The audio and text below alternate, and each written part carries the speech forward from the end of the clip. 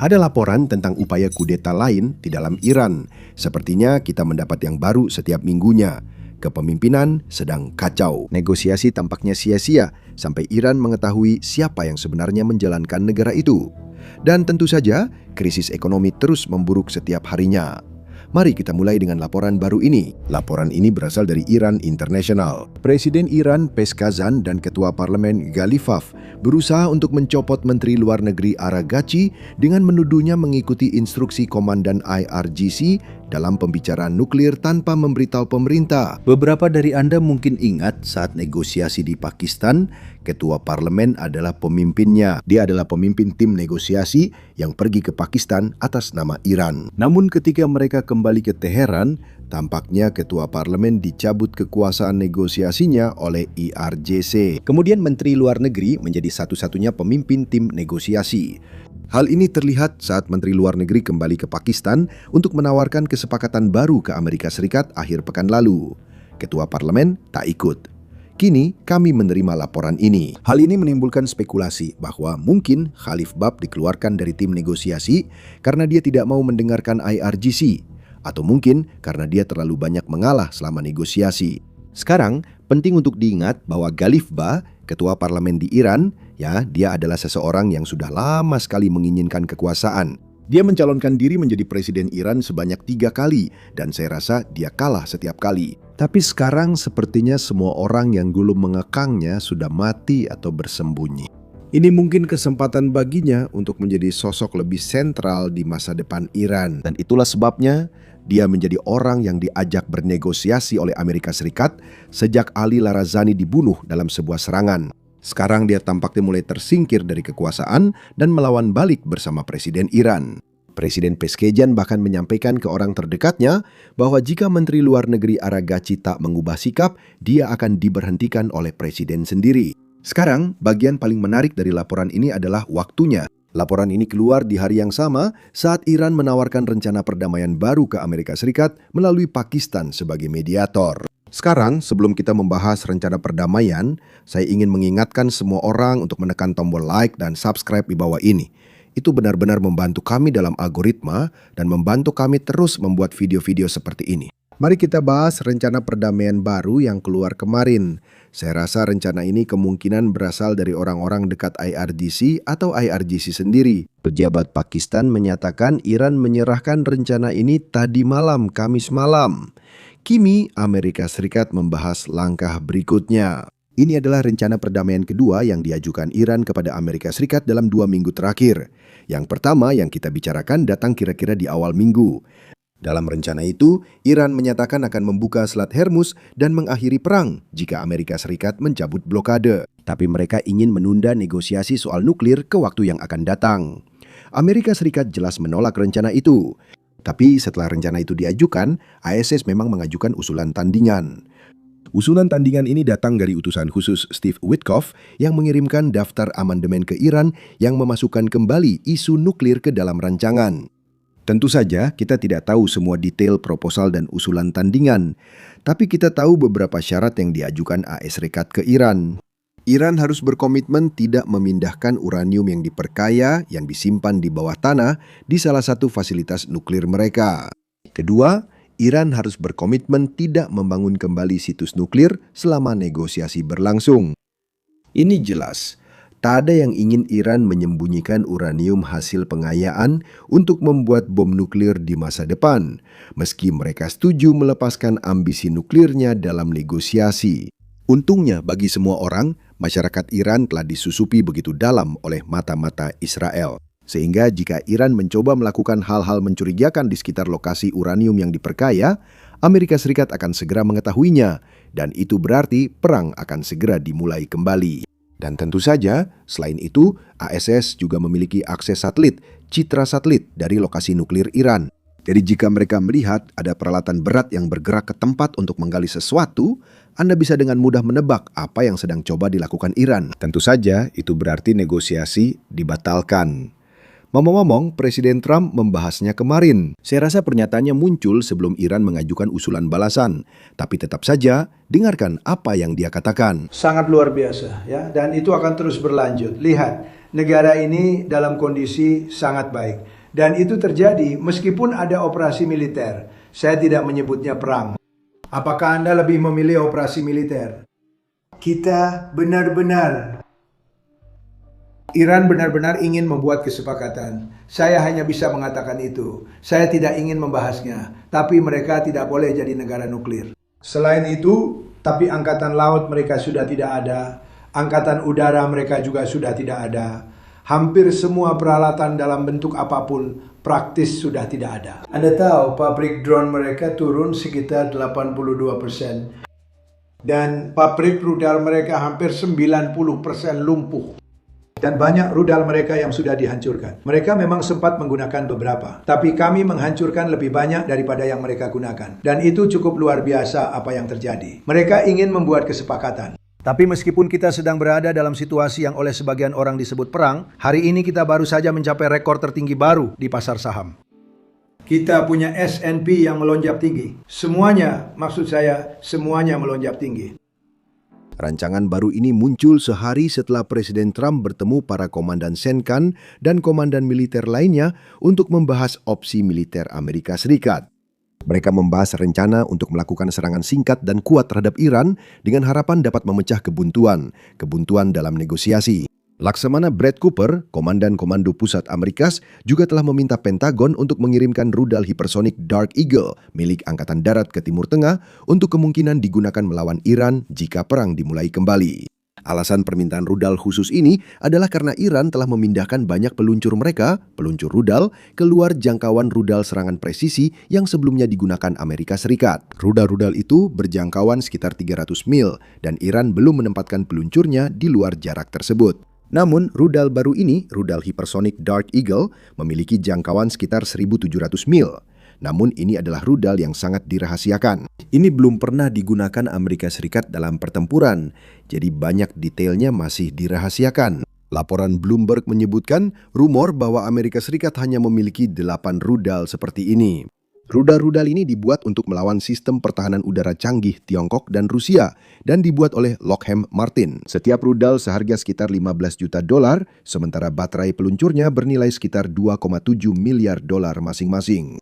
Jadi jika perang benar-benar dimulai kembali, saya rasa rudal-rudal ini akan digunakan untuk menghancurkan pertahanan udara atau peluncur manapun yang diketahui oleh Amerika Serikat.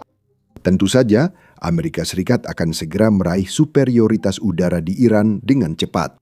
Baru-baru ini ada pengarahan rahasia untuk banyak senator di mana Departemen Pertahanan membagikan rencana jika perang dimulai kembali. Tentu ini bukan berarti pasti terjadi, tetapi lebih pada opsi yang dimiliki Amerika Serikat jika negosiasi tidak maju.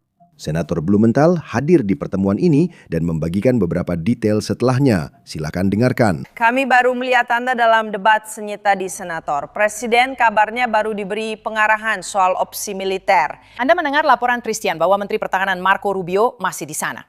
Kami memahami itu adalah serangkaian serangan singkat namun kuat terhadap Iran.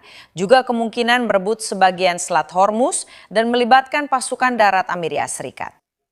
Apakah Anda percaya bahwa ada strategi yang koheren di sini pada saat ini ketika Anda mendengar tentang opsi-opsi seperti itu yang disampaikan kepada Presiden malam ini? Aaron, memang tidak ada strategi yang koheren dan hal itu sangat jelas dan gamblang terlihat dalam sidang hari ini bersama Menteri Hegseth. Dan hal itu juga terlihat dalam komentar Presiden yang berayun antara tampak terbuka untuk negosiasi lalu menutupnya sepenuhnya dan mengancam kehancuran peradaban. Saya memang mendapat kesan dari beberapa pengarahan yang saya terima serta dari sumber lain bahwa serangan militer dalam waktu dekat benar-benar sedang dipertimbangkan. Hal ini sangat mengkhawatirkan karena bisa saja melibatkan putra dan putri Amerika dalam bahaya serta berpotensi menimbulkan korban jiwa yang sangat besar. Di sisi lain dari perang ini, biaya ekonomi terus menghancurkan ekonomi Iran. Dengarkan apa yang baru saja diposting oleh Menteri Keuangan kemarin. Akibat operasi kemarahan ekonomi, mata uang Iran jatuh ke rekor terendah. Rakyat Iran layak mendapat era baru yang tak bisa diberikan rezim Iran yang korup dan simbolis. Dengan industri minyak yang tutup dan mata uang anjlok, sudah saatnya rezim Iran mengakui rakyatnya pantas mendapat lebih baik daripada yang bisa mereka beri. Seperti yang kita bahas kemarin, inflasi makin tak terkendali sejak ekonomi dibuka kembali. Inflasi kini melebihi 50% sejak ekonomi dibuka kembali usai gencatan senjata. Tetapi masyarakat tetap tanpa harapan memperbaiki hidup mereka. Situasinya semakin buruk hingga perusahaan-perusahaan mengatakan bahwa mereka akan mulai melakukan pemutusan hubungan kerja hanya untuk bertahan hidup. Sementara itu, harga kebutuhan pokok seperti makanan, minyak, dan gas terus naik, sedangkan upah masyarakat semakin menghilang atau menyusut. Meski ekonomi dibuka kembali, tetap tidak berkembang. Inflasi juga menggerus daya beli tabungan masyarakat. Silakan dengarkan detailnya. Perhatikan biaya yang sudah ditanggung Iran untuk perang ini. Melalui Selat Hormuz pada masa damai, lebih dari 80% seluruh perdagangan mereka, termasuk minyak, makanan, dan air mereka, melewati Selat Hormuz. Perdagangan laut, 90% sekarang telah dihentikan. Baiklah, kerugian ekonomi harian hampir 450 juta per hari. Selain itu, inflasi naik 67% dari tahun ke tahun, dan dolar Amerika Serikat saat ini benar-benar menekan nilai mata uang Iran. Keruntuhan ekonomi ini seolah-olah telah menciptakan bom waktu bagi Iran, di mana mereka harus memastikan ekonomi pulih, sanksi dicabut sebelum protes dimulai kembali seperti yang kita lihat pada bulan Januari lalu. Tikus di pipa selokan sulit tahu apa yang terjadi di luar. Gambaran ini cocok untuk pemimpin Iran yang duduk dalam kegelapan. Amerika Serikat memiliki kendali penuh atas Selat Hormuz. Ada kekurangan mata uang keras, yaitu dolar Amerika Serikat. Penjatahan makanan dan bensin sedang diberlakukan. Seluruh komunitas internasional telah berbalik melawan Anda. Blokade akan terus berlanjut sampai ada kebebasan navigasi seperti sebelum 27 Februari. Sekarang ini agak membingungkan, karena hanya beberapa hari yang lalu atau kira-kira 2 minggu yang lalu, Menteri Luar Negeri Iran secara terbuka mengumumkan bahwa mereka akan membuka Selat Hormuz. Tentu saja, pengumuman itu tidak serta-merta berarti mereka benar-benar membuka Selat Hormuz.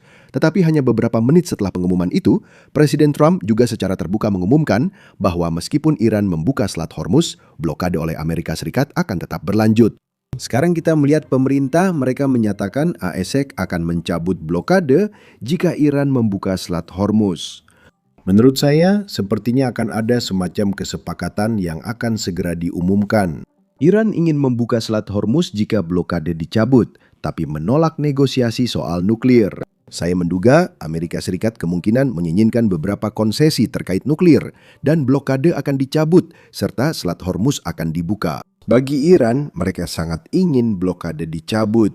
Tentu Anda bisa memperdebatkan berapa lama hingga efek samping buruk dari blokade industri minyak Iran muncul. Tapi tidak bisa menyangkal bahwa blokade memang menimbulkan efek samping buruk. Jelas ada masalah yang harus dihadapi Iran. Mungkin itu akan terjadi 2 bulan dari sekarang atau 2 minggu dari sekarang. Hanya para pemimpin Iran yang tahu jadwal pastinya. Tentu saja, mereka tidak mau transparan karena pihak lain bisa tahu berapa lama blokade harus dilakukan hingga Iran putus asa. Mari kita lihat apa yang akan terjadi. Kemarin Presiden Trump juga ditanya tentang eksekusi yang masih berlangsung di dalam Iran. Dengarkan komentarnya.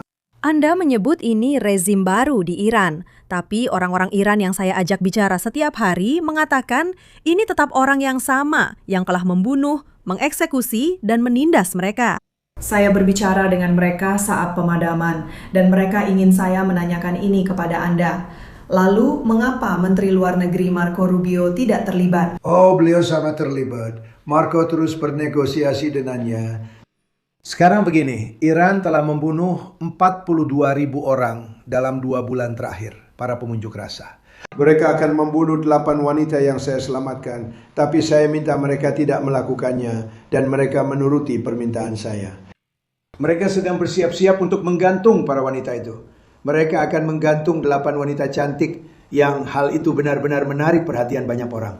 Orang-orang membicarakannya. Anda tahu, itu sungguh tak terbayangkan. Anda melihat 8 orang cantik itu dan mereka akan dieksekusi malam itu. Ini terjadi seminggu yang lalu. Dan saya langsung menelpon dengan cepat dan saya berkata, jangan lakukan itu, jangan lakukan itu. Seluruh dunia sedang memperhatikan, jangan lakukan itu. Mereka tidak melakukannya dan saya menghargai itu. Saya dengar 4 orang dibebaskan, 4 lagi akan bebas bulan depan. Mereka siap dieksekusi malam itu. Jadi, mereka bertindak tegas, kamu tahu. Mereka bahkan membunuh pegulat itu. Mereka membunuh sisa rekan satu timnya. Dia juga seorang pegulat juara dunia.